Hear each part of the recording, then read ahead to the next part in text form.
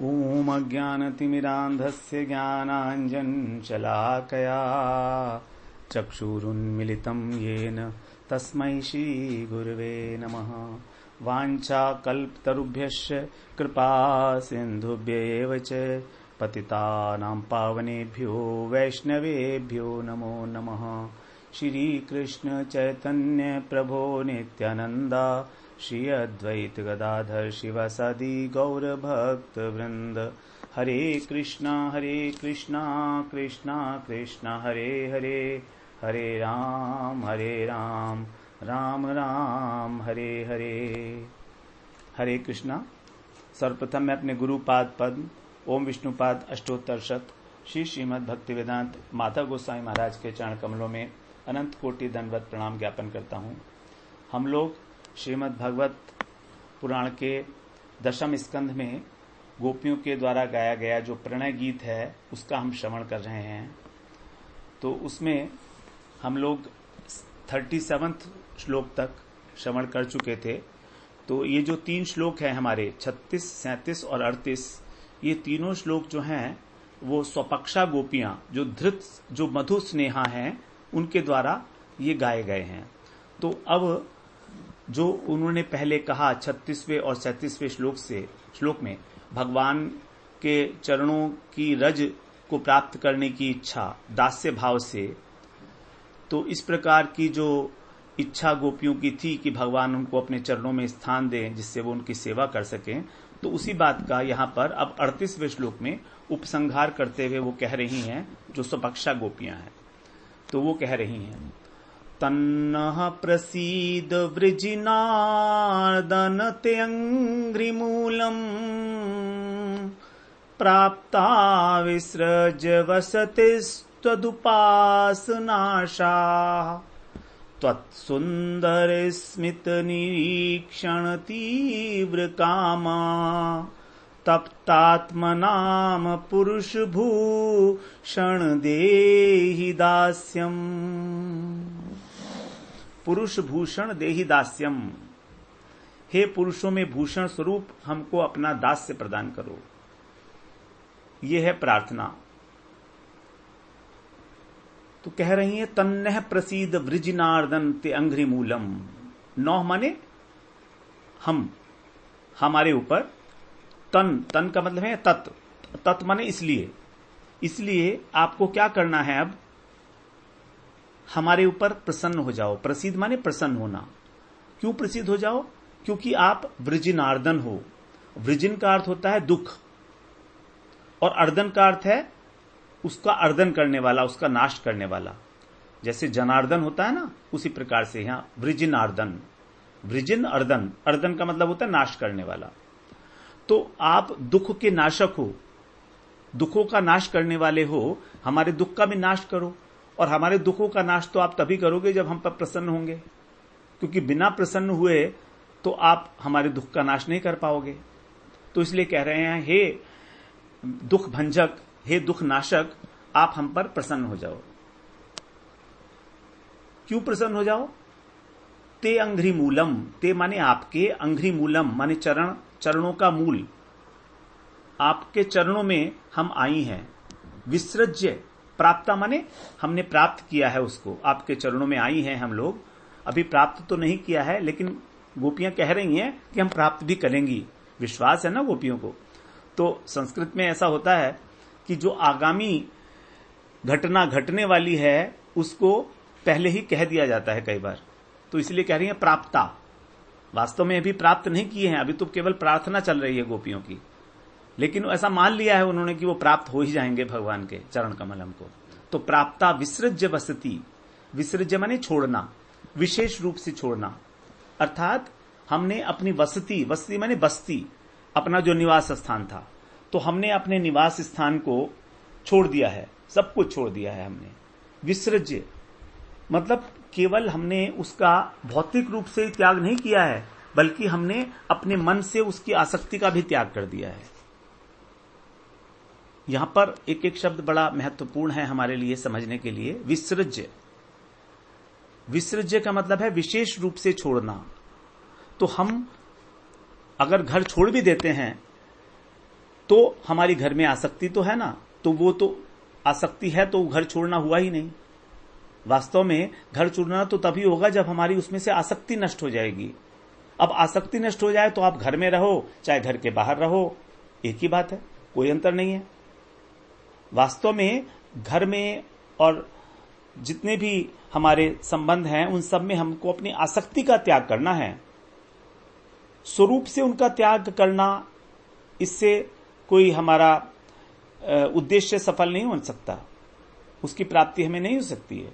तो कह रहे हैं विसृज्य वसति, हमने अपनी वसति, वसति माने सब कुछ छोड़ दिया है। त्वदुपासनाशा, क्यों छोड़ दिया है? त्वद उपासनाशा, उपासना की आशा से। त्वद माने आपकी उपासना की आशा रखते हुए, हमें आशा है कि आप हमें अपने चरणों में स्थान देंगे। उपासना का मतलब है उप प्लस आसन। उप माने निकट, आसन माने बैठना। तो जब आप हमको अपने निकट स्थान देंगे तो हम आपकी उपासना करेंगे, आपके चरणों की सेवा करेंगे। यही है हमारी एक आशा, उपासन आशा। इसके कई अर्थ हैं जो हम लोग बाद में आगे श्रवण करेंगे। तो आपके सेवा की आशा से हमने अपना परिवार, अपने घर, सब कुछ छोड़ दिया है अच्छी प्रकार से, उसमें आसक्ति का त्याग कर दिया है। और ये क्यों किया है हमने? कारण क्या है? इसमें भी आप ही कारण हो। दोष हमारा नहीं है कि हमने अपना घर छोड़ दिया, हमने अपनी आसक्ति छोड़ दी। आप कह रहे हो ना हमसे कि चले जाओ, अपने घर चले जाओ, वहां पर अपने पतियों की सेवा करो, यही तुम्हारा कुल धर्म है, यही तुम्हारा स्त्री धर्म है। आपने जितनी हमको बातें बताई, तो इसमें जो छोड़ा है हमने, वो भी, इसमें भी हमारा कोई दोष नहीं है, सारा दोष आपका ही है। भगवान के ऊपर देखिए किस प्रकार दोषारोपण कर रही हैं गोपियां। यही होती है अपनेपन की बात, जो मदीयता भाव है। ये वाला जो श्लोक कहा गया है, ये राधा रानी के द्वारा, जो यूथ है उसके द्वारा कहा गया है। और ये जो है इनका मधु स्नेह है। मधु स्नेह का मतलब है कि जिस स्नेह के अंदर, जो स्नेह, जो प्रेम एज इट इज आस्वादनीय है, एज इट इज। क्योंकि जैसे शहद होता है, शहद में किसी और चीज को मिलाने की जरूरत नहीं पड़ती है, उसको डायरेक्ट हम लोग आस्वादन कर सकते हैं शहद का, क्योंकि वो मीठा भी होता है, पौष्टिक भी होता है। लेकिन जो दूसरा है धृत स्नेह, जो चंद्रावली इत्यादि के यूथ का है, तो वो जो स्नेह है घृत स्नेह है। तो धृत स्नेह जो है, उस घी को हम लोग डायरेक्ट नहीं पी सकते हैं। घी को कितना खा सकते हैं हम? थोड़ा बहुत, जरा सा, एक चम्मच, आधा चम्मच। लेकिन अगर ज्यादा घी खाना है तो उसमें कुछ मिलाना पड़ेगा, तो वो अपने आप में पूर्ण नहीं है, उसमें किसी ना किसी भाव को मिलाना पड़ता है, तभी आस्वादनीय होता है।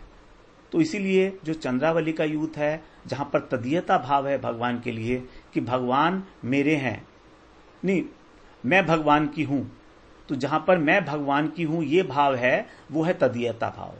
मतलब मैं भगवान की हूं और भी बहुत सारी भगवान की हैं, भगवान के बहुत भक्त हैं, लेकिन मदीयता भाव है कि भगवान मेरे हैं। अब मैं अपने अनुसार भगवान की सेवा करूंगा, भगवान की सेवा हम अपने हिसाब से करेंगी। यहां पर सेवा का जो स्वातंत्र्य देखा जाता है, वही प्रेम की सेवा की पराकाष्ठा को प्राप्त होता है। क्योंकि जब सेवा सेव्य के द्वारा, सेवक के द्वारा अपनी इच्छा के अनुसार सेव्य को अधिक से अधिक सुख देने के लिए की जाती है, वहीं जो है वो हमारी जो सेवा है उसकी पराकाष्ठा होती है। ये होता है मदीयता भाव में। तो इसीलिए राधा रानी यहां पर इस यूथ में जो है, राधा रानी है स्वपक्षा में, तो कह रही है त्वत् सुंदर स्मित निरीक्षण तेवर काम। त्वत्, आपका जो सुंदर स्मित है, आप कैसे मुस्कान करते हो। स्मित, मंद मंद मुस्कान भगवान के होठों पर हमेशा खेलती है। थोड़ा विचार करके देखिए, कृष्ण के चेहरे पर मंद मंद मुस्कान है, बिंब फल की तरह से उनके अधर और उनके ओष्ठ, नील कमल के भांति उनका मुख, परम कोमलता, परम चिकन, चिकनाई को लिए हुए, कोमलता, मृदुलता, ग्लिटरिंग। तो ऐसे है भगवान का स्मित, भगवान की मुस्कान। एक साधारण सी मुस्कान जो है एक बच्चे की, एक छोटा बच्चा जो अबोध बच्चा होता है, वो थोड़ा सा मुस्का देता है तो हम लोग उसके ऊपर कुर्बान हो जाते हैं, न्योछावर हो जाते हैं। तो सोचो भगवान की मुस्कान कैसी होगी, उससे करोड़ों करोड़ों करोड़ों गुना, अनइमेजिनेबली भगवान की एक मुस्कान हमको कहीं का नहीं छोड़ेगी। तो कह रही है त्वत् सुंदर स्मित निरीक्षण, और मुस्कान के साथ साथ निरीक्षण अर्थात कटाक्ष। किस प्रकार से भगवान की जो दृष्टि है वो पड़ती है, उनकी जो दृष्टि भी पूरी नहीं पड़ती है, कटाक्ष केवल साइड ग्लैंस, कोने से हल्का सा देख लेते हैं बस भगवान। सामने दृष्टि पड़ जाएगी तो बिल्कुल ही नहीं खड़े हो पाएंगे। इसलिए कह रहे हैं निरीक्षण मतलब कटाक्ष भगवान का, केवल कटाक्ष, साइड ग्लैंस, हल्का सा, भगवान ने हल्का सा दृष्टि देख लिया।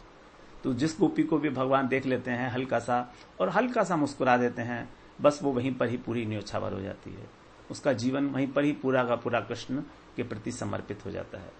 तो त्वत् सुंदर स्मित निरीक्षण, तो आपकी सुंदर मुस्कान और आपकी चंचल चितवन, बंकिम चितवन,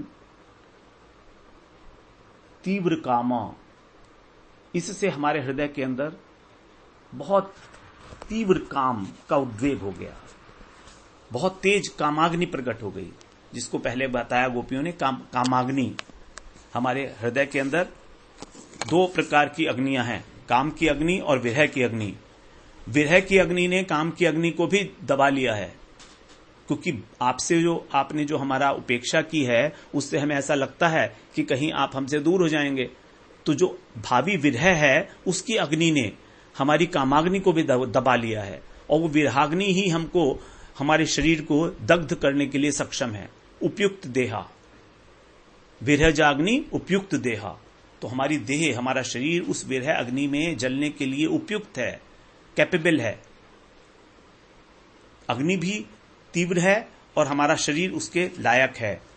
तो यहां पर कह रही हैं तीव्र कामा, यहां पर जो कह रही हैं कामाग्नि की बात कर रही हैं। तो एक बात फिर दोबारा से हम लोग अच्छी प्रकार से अपने हृदय के अंदर धारण करें। बार बार हमें इस बात का स्मरण करना पड़ेगा जब हम इन कथाओं का श्रवण करेंगे, इन कथाओं का कीर्तन करेंगे, अनुशीलन करेंगे। बार बार हमको अपने हृदय के अंदर इस बात को धारण करना होगा कि ये किसी प्रकार से भी कोई साधारण काम नहीं है, ये प्राकृत काम नहीं है, ये स्त्री पुरुष के बीच में जो काम होता है वो काम नहीं है ये। इस बात को हम लोग बार बार स्मरण रखेंगे, तभी हम इस विषय में आगे बढ़ेंगे।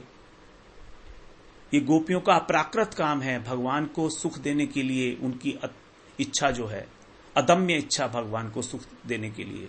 वो कौन है? साक्षात अनंत कोटि ब्रह्मांड नायक ऐसे कृष्ण, उनसे अलग कोई है ही नहीं, किसी की और सत्ता है ही नहीं वास्तव में।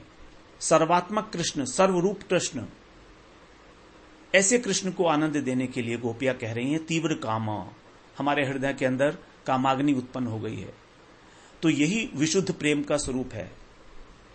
प्रेम का स्वरूप यह है कि अपने प्रेमास्पद को प्रसन्न करना, अपने प्रेमास्पद को सुख देना।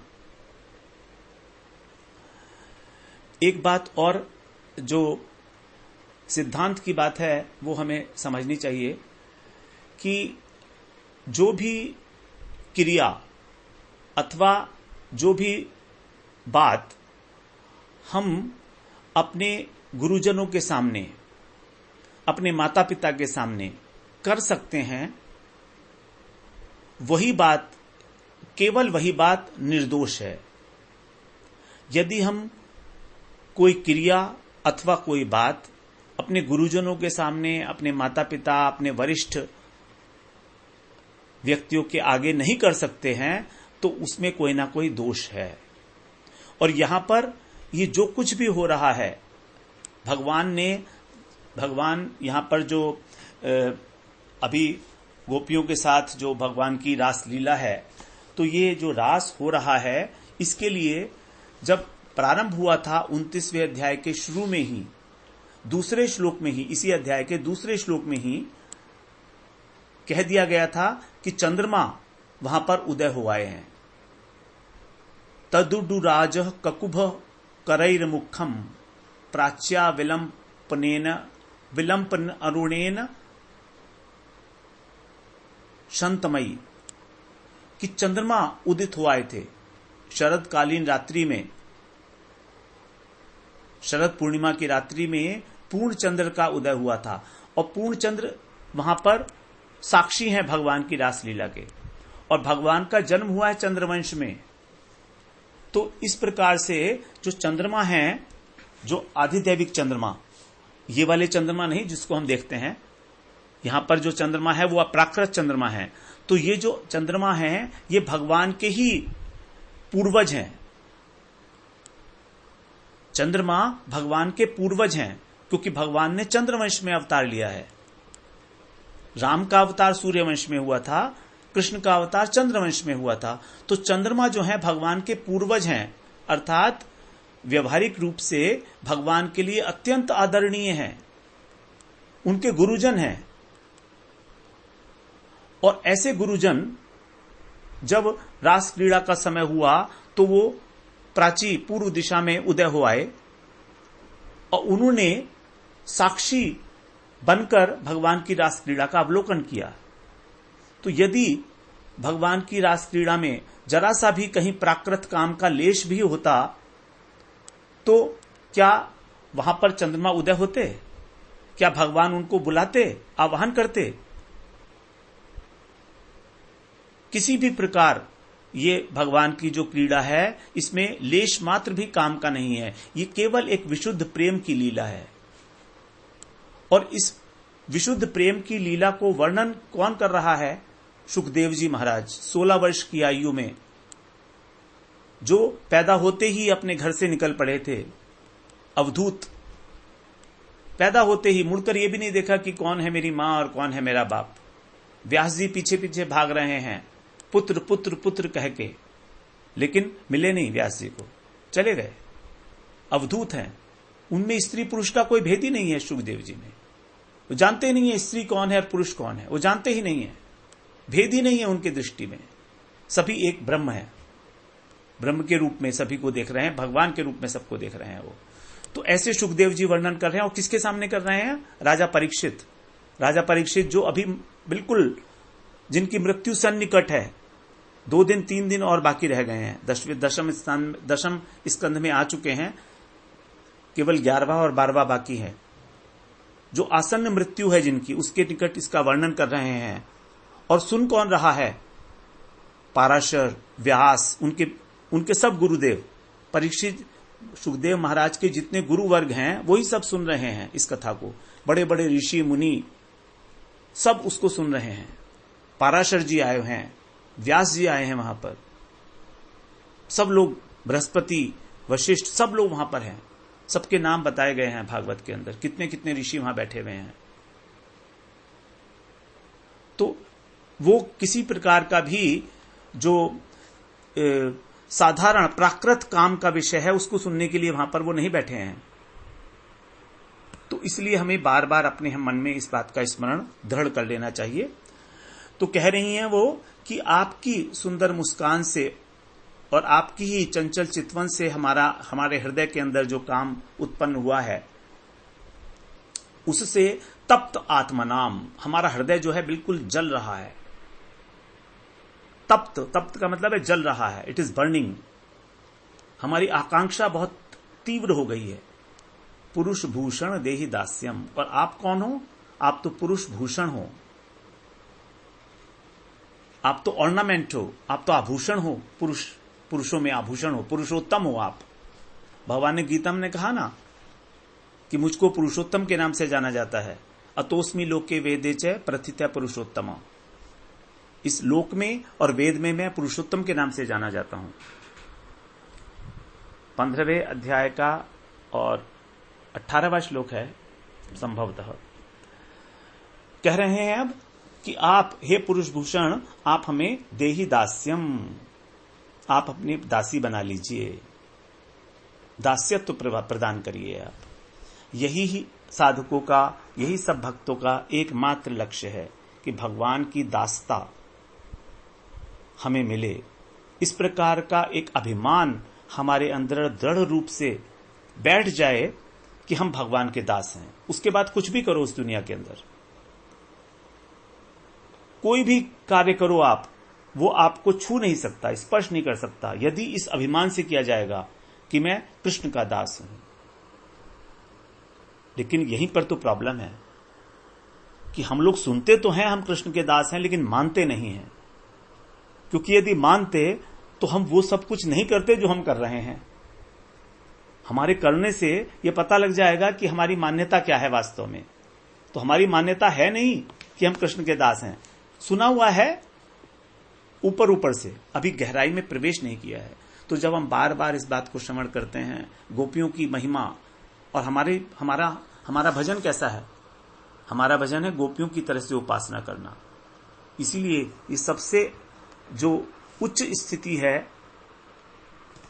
भजन के अंदर, जो सबसे उच्चतम स्थिति है, वही है कि गोपियों की भांति, गोपियों के भाव से देहि दास्यम, हमको अपनी दास्यता प्रोवाइड करो। हे पुरुष रत्न, आप भूषण हो, आभूषण हो। हमारी एकमात्र आशा केवल आपकी उपासना है, एकमात्र आशा, त्वद उपासन आशा। उसी प्रकार से जब हमारी भी एकमात्र आशा कृष्ण की उपासना होगी, तो कृष्ण अपना दास्य नहीं देंगे क्या? क्या गोपियों को उन्होंने अपना दास्य नहीं दिया? दिया। ऐसा लगता है कभी कभी कि गोपियां ये सब कुछ हमको सिखाने के लिए कह रही हैं कि हम भी इसी प्रकार से अपनी एकमात्र आशा जब कृष्ण को रखेंगे तो हमको भी दास्य मिलेगा जैसे उनको मिला है। तो हमारे आगे एक दृष्टांत प्रस्तुत किया जा रहा है यहां पर।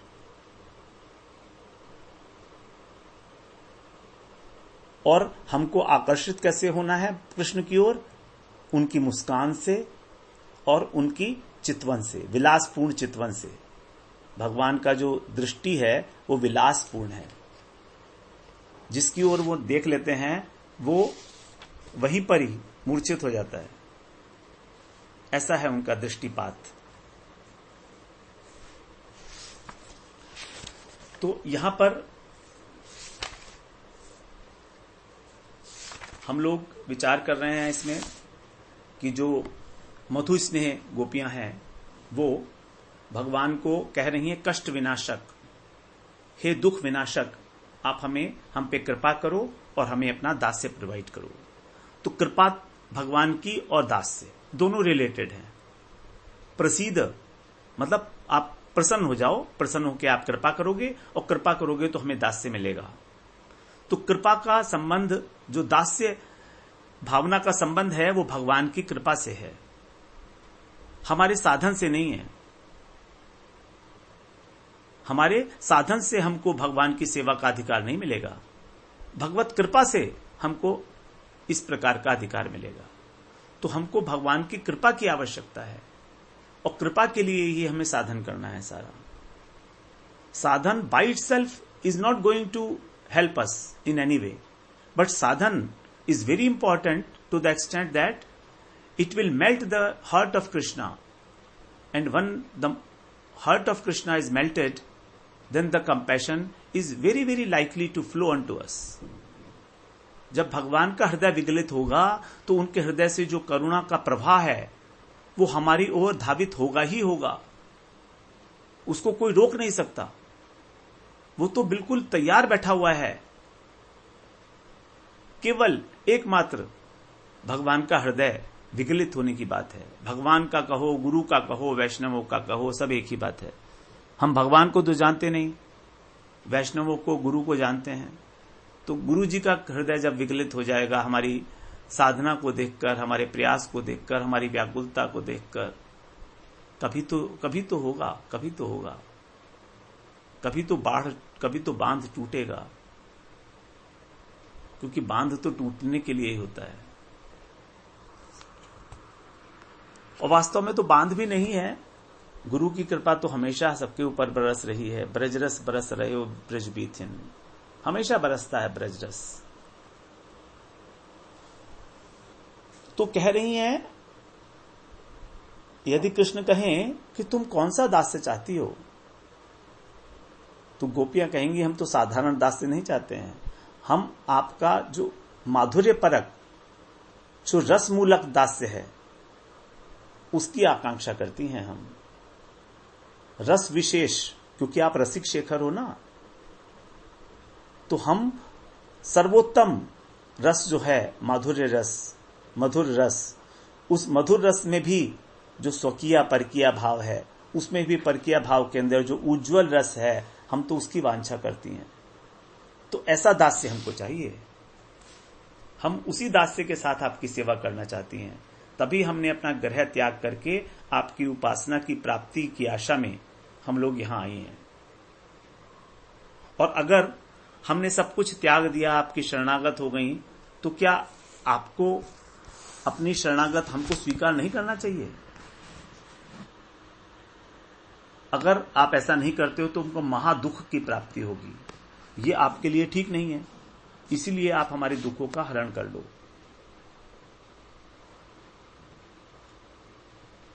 भगवान से किस प्रकार का दास्य मांगती हैं वो ये पता लग जाता है जब उन्होंने कहा त्वत् सुंदर स्मित निरीक्षण तप्त कामा, तीव्र कामा। आपका सुंदर मुस्कान और आपकी चंचल चितवन, इससे हमारे हृदय के अंदर जो लहर उठी है, कामाग्नि प्रज्वलित हुई है। तो हम अब उस कामाग्नि को शांत कराने की प्रार्थना नहीं कर रही। जो पहले वाली गोपियां थी, उन्होंने कहा था कि आपने ही हमारी कामाग्नि को प्रज्वलित किया है, अब आप ही अपने अधरामृत के द्वारा उसको शांत करो। वो कह चुकी हैं, तो यहां पर ये कह रही हैं नहीं नहीं, हमको नहीं चाहिए, हमको अपना जो हमारे हृदय में अग्नि जल रही है उसको शांत करने की आवश्यकता नहीं है। आप तो बस हमको अपनी दास्यता प्रदान कर दो, अपनी दासी बना लो अपनी। ये वाली आशा हमारी जरूर है। इसी आशा से वो कह रही हैं त्वदुपासनाशा, यही है हमारी आशा कि आपकी हम उपासना करें। आप हमारे लिए कुछ करो, हमें नहीं चाहिए, हमें आपका अधरामृत भी नहीं चाहिए, लेकिन हमें अपनी उपासना का अधिकार तो दो, क्योंकि आप पुरुष भूषण हो, पुरुषोत्तम हो। अब यहां पर त्वदुपासनाशा, उपासनाशा, उपासना प्लस आशा, अर्थात उपासना करने की इच्छा, आपका भजन करने की इच्छा। और दूसरा अर्थ इसका अर्थ बताया है कि उपास प्लस नाश, यासुता। उपास का मतलब है जहां पर हम लोग रहती हैं उसका नाश, अर्थात जहां उपास का मतलब है पास में स्थिति, निकट स्थिति, और नाश का मतलब है नाश करना। तो ऐसा स्थान जहां पर आपके साथ निकट स्थिति का नाश होता हो, ऐसे स्थान को छोड़कर हम आई हैं। ऐसा घर को छोड़कर हम आई हैं। जब अगर हम घर में रहती हैं तो हम आपके पास नहीं रह सकती। तो उपआस मतलब निकट रहना। तो वो वहां पर घर में रहकर आपके पास रहने की जो हमारी स्थिति है उसका नाश हो रहा है, इसलिए हमने अपना घर छोड़ दिया है। जहां आपकी निकट स्थिति का नाश हो, ऐसे घर को छोड़कर हम लोग यहां आई हैं। विसृज्य वसति, ऐसी वस्ती को, ऐसे घर को हमने छोड़ा है। तो इसलिए आप हमें अपना दास्य प्रदान करो। तो इसी बात को हम लोग थोड़ा चर्चा को आगे कंटिन्यू रखेंगे। वांछा कल्पतरुभ्यश्च कृपा सिंधुभ्य एव च पतितानां पावनेभ्यो वैष्णवेभ्यो नमो नमः।